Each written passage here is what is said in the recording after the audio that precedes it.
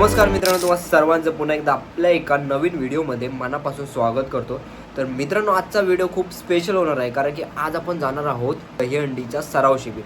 आता सराव शिबिर म्हणजे काय असतं, तिथे जाऊन आपण आहे ना आपला मनोरा रचतो, म्हणजे आपण जे दहीहंडीला तर रचणार असतो ते आपण तिकडे जाऊन सराव म्हणून रचले जातात। तर त्यासाठी आज आम्ही जाणार आहोत। आमच्या पथकाचं नाव आहे बाळकृष्ण गोविंदा पथक आणि आम्ही तिकडे जाणार आहोत आणि तिकडे आम्ही 7 थर लावणार आहोत। तर 7 थर लावणं ही एक साधी गोष्ट नाही आहे, कारण की थरामध्ये एवढा प्रेशर, एवढा वेट येतो ना, ते प्रत्येक थरामध्ये माणूस असणारा सहन करतो आणि त्याच्यामध्ये एक रिस्पॉन्सिबिलिटी असते आणि त्याच्यामध्ये एक जिद्द, चिकाटी आणि मेहनत देखील असते, कारण की हा खेळ फिटनेसचा खेळ आहे। असंच कोणीही जाऊन त्याच्यामध्ये उभं नाही राहू शकत, कारण की त्याच्यावर जो प्रेशर येणार आहे, तो लोड येतो एवढा ना, ते त्या थरातल्या माणसालाच माहिती असतं।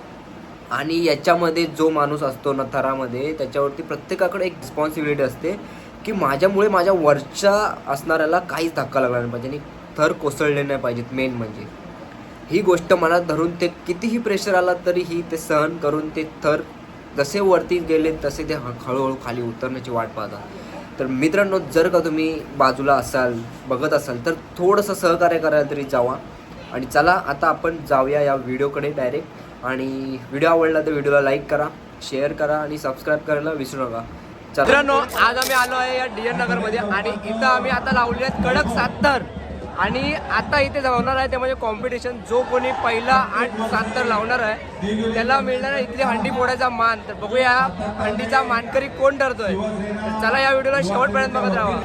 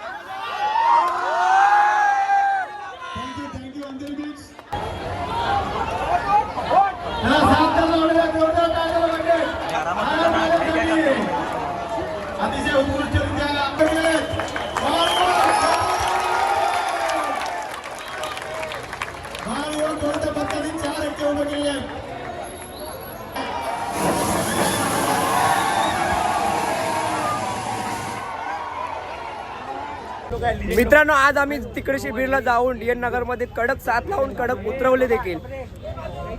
विषय का आपला भावा, विषय काय? 47 सेकंड मध्ये किती? 47। तर मित्रांनो, व्हिडिओ आवडला असेल तर व्हिडिओला लाईक करा, शेअर करा आणि सबस्क्राईब करायला विसरू नका। भेटूया आणखी नवीन व्हिडिओ मध्ये। टाटामध्ये